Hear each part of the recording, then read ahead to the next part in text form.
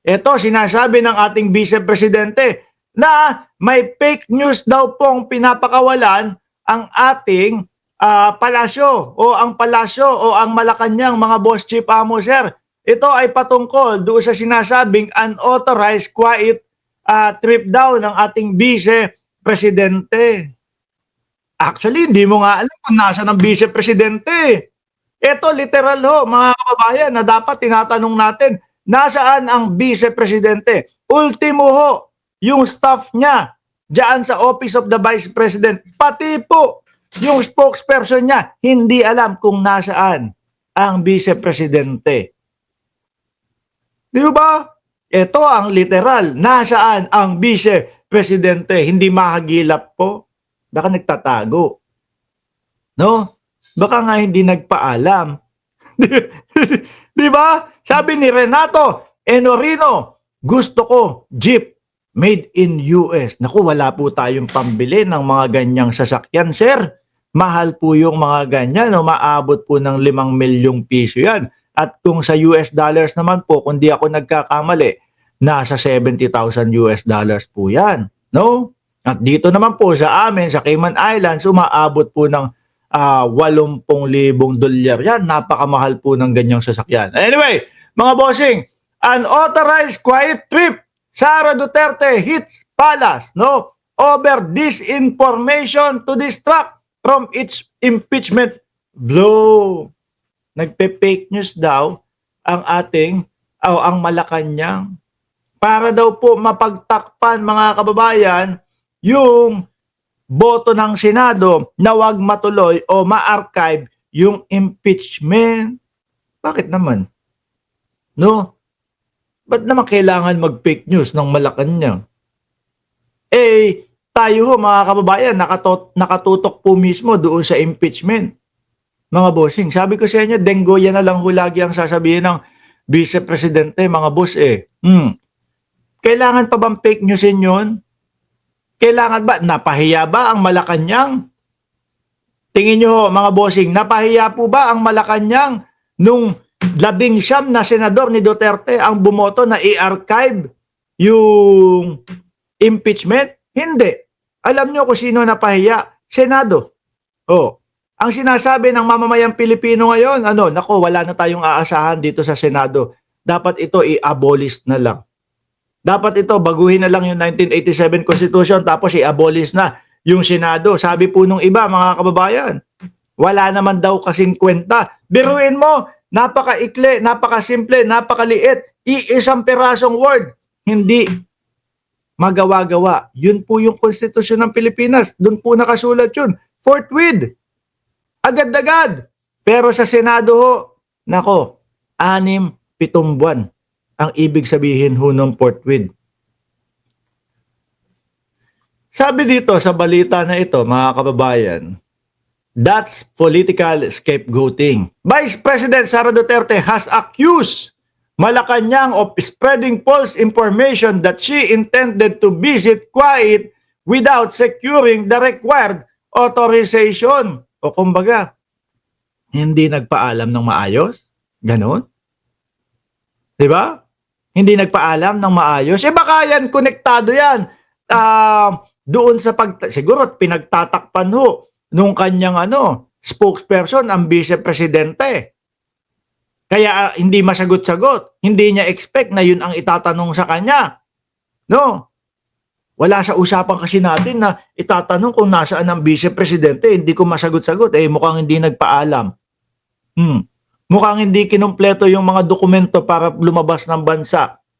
Kaya ganun yung naging sagot. Sabi ni EL, di pa raw nagpapasa ng Travel Authority si BP para sa August 8 kung totoo man may travel siya sa Kuwait. Pero dyan sa interview ni Sara, sinabi daw ni Yusek na nasa Kuwait daw siya. Walang katotohanan yan, sabi. Pero dito, mga bossing, August 8, ano ho ngayon? 8, no? Isang araw, hindi na mahagilap, hindi na alam, no? Nung kanyang spokesperson kung nasa si Inday Sara Duterte. Sagot niya dito, there's no truth at all nga ni adto, naku, nagbisaya. Ni adto ko og Kuwait without a travel authority. Paki-ano na lang po, paki-explain na lang po diyan sa comment section ano ibig sabihin nung giadto ko og kuwait. So I guess isa na naman 'yon sa ginagawa ng Office of the President, yung ilihis ang usapan sa kung ano-ano o kung ano ang totoong nangyayari sa ating bansa.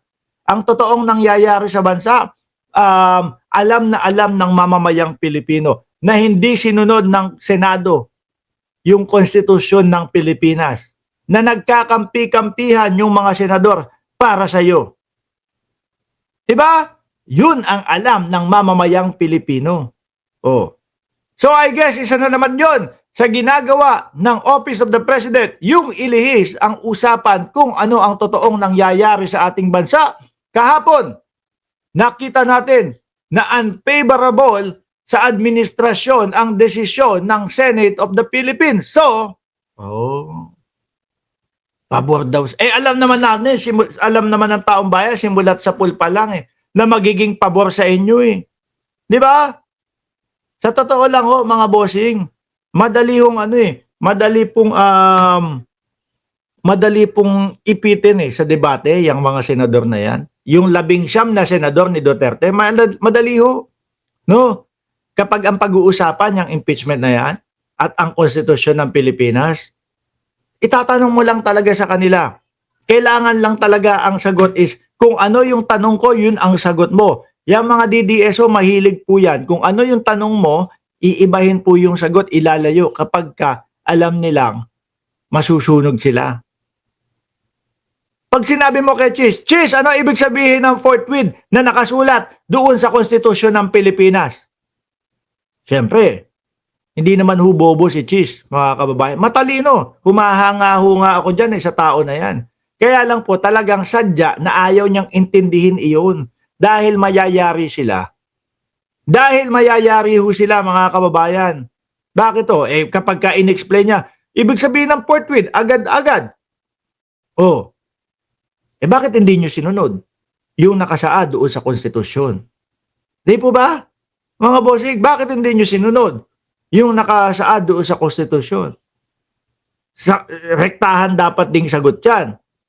Di ba? Hindi pwedeng yung iiwas mo yung sarili mo diyan sa sagot na yan. Di ba?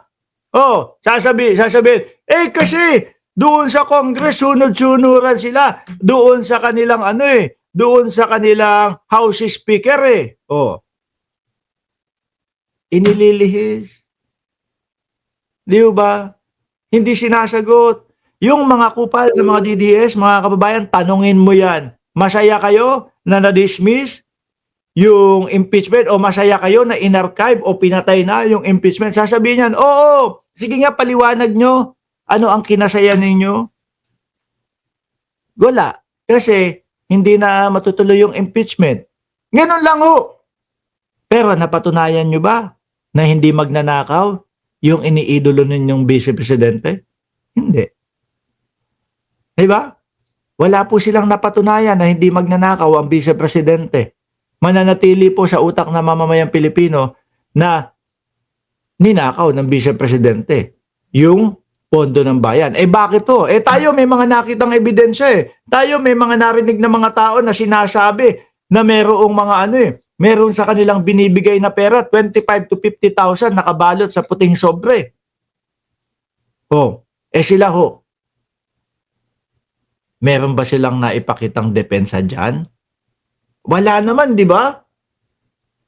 Wala, ni isa silang maipakitang depensa. Ang ginagawa nila o ang ginawa nila doon sa Congress, pag naiipit na sila, wala na.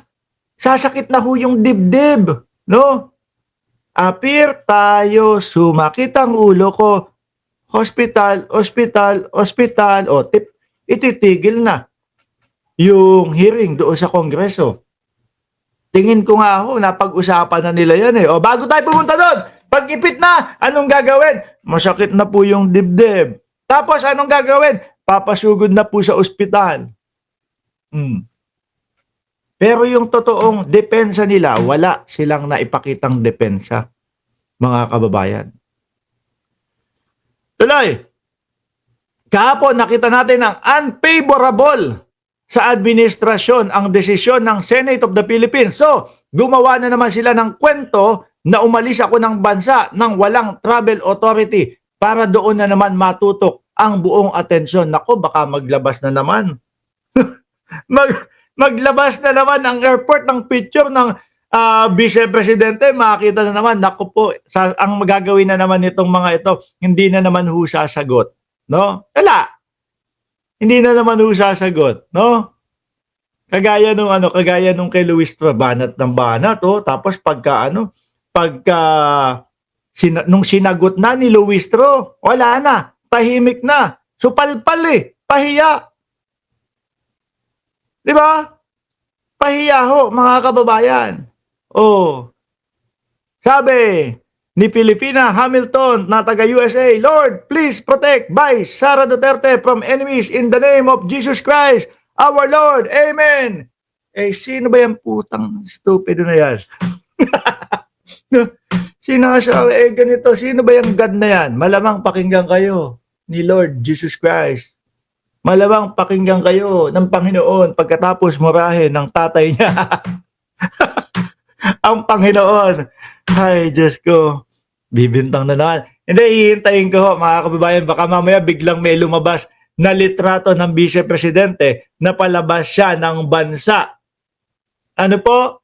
Napalabas ng bansa. Tapos tingnan natin kung ano ang magiging reaksyon ng kampo ni Vice Presidente. Oh,